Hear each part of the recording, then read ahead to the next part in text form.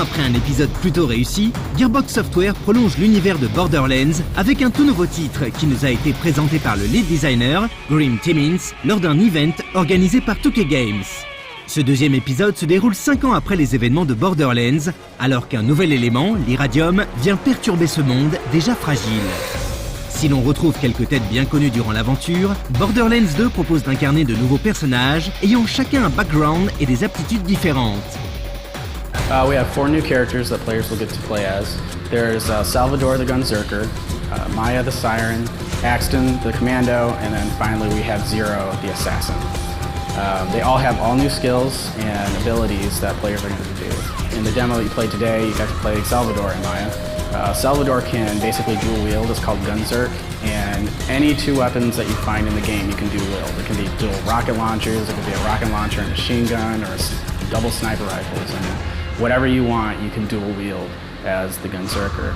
Maya is a Siren. Class title is the same, but she has all new skills compared to Lilith from the first game. Her skill is called phase locking. It's where she can basically pick an enemy and lift it into the air and keep it there for a certain amount of time.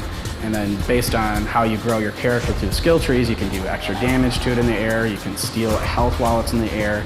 It's a great co-op skill in particular because all your friends will see this big monster in the air and just want to turn around and shoot at it too. Axton is a commando. He's similar to Roland, the soldier from the first game. He's got a same feel. He also uses his turret to lay waste to foes. The other character is Zero, the assassin. He can basically go invisible, lay a decoy, and while all the enemies are at the decoy, he can come up and melee or shoot enemies while they're looking at the decoy. Borderlands arrivait à tirer son épingle du jeu grâce à un style hybride mêlant FPS et RPG. Et ceux qui ont apprécié cette alchimie seront contents d'apprendre qu'elle a été conservée et même améliorée pour ce nouvel épisode. The RPG element in the first game was important. It's even more important this time around, and we really wanted to emphasize it. The story is way stronger this time around. You get to explore this whole new world with this fascinating story behind the scenes going on that you are part of. You'll be actually interacting with the characters from the first game in the story. You'll see Roland, you're going to see Lilith, Mordecai, and Brick, and you're all going to work together to take over Hans and Jack's forces. Other RPG elements, the missions are way more dynamic. In the first game, you get a mission and you'd have your objectives and then you'd be done. In this game, the missions are dynamic, they're moving, they're changing. You'll come to a point where maybe there'll be a block in the way. Well, a new objective will slide in and you'll have to, complete that objective, and then it will go away and it will go on. You also have optional objectives. You can choose to get additional reward. And then you can even choose who to turn in some missions to. And based on who you turn the mission in, you'll get a different type of reward. We want to do so much, and it's really, about making the decisions that work for Borderlands. It's easy in a game that we have this RPG side and a shooter side to want to go into one side more than the other. And we found this great balance in the first game and through the DLCs of the first game. We always want to make sure we continue to keep that balance, making both of those elements better, but not outweighing one another either. When you're making features and you're making new ideas, you always have to make sure, is this part of the Borderlands world? Is this part of its identity? And make sure that it fits that identity. L'une des particularités de Borderlands était également ce système qui permettait de générer à l'infini des armes aux propriétés quasi uniques. On retrouve évidemment cet aspect avec toutefois une mise en avant des constructeurs d'armes. We have lots of combinations, but the manufacturers for these weapons have much more of an identity this time around.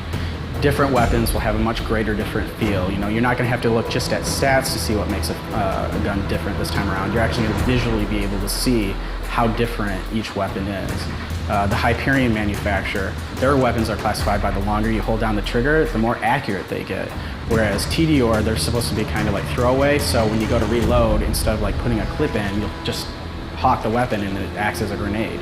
So all the weapon manufacturers have a much stronger identity, and so players are going to, naturally gravitate to a type of weapon, a manufacturer that they like.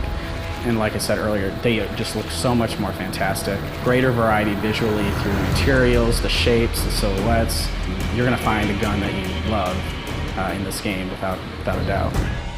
Borderlands attirait également grâce à son aspect multijoueur. Il était en effet possible de vivre l'aventure en écran splitté, ou même jusqu'à 4 joueurs en ligne. Une feature qui semble encore une fois être au centre du développement de ce nouvel épisode. Co-op's a big deal to Borderlands, you know. It's very important to us at Gearbox. So that influences almost every decision we make for the game is how does this work for co-op? Does it work for co-op in the first place? And that even goes to like the skills. A lot of the skills, you know, you can build characters that work better with other characters when you play in a group. It's easier to get into co-op. Again, with the UI being streamlined, you can get into a game really fast, not fumble around with controls. I mean, you can see your friends right on the main screen who's playing and just go and join their game. So co-op is a huge deal. We streamlined it and made it easier, and all of our features work with that in mind to make sure that players can enjoy the game together faster.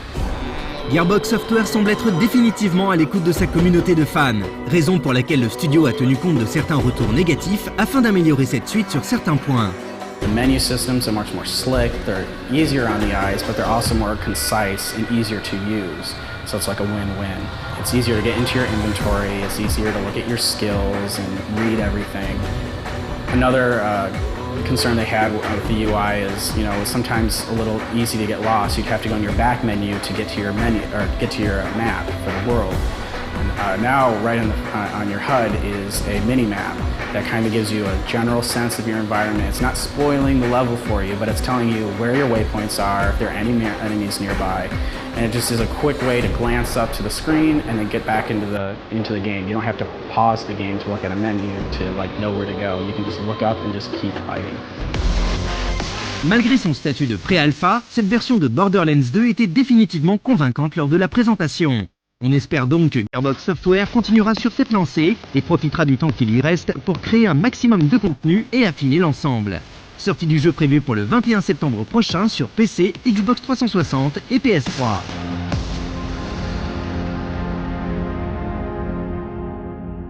Pandora's changed. Are you ready?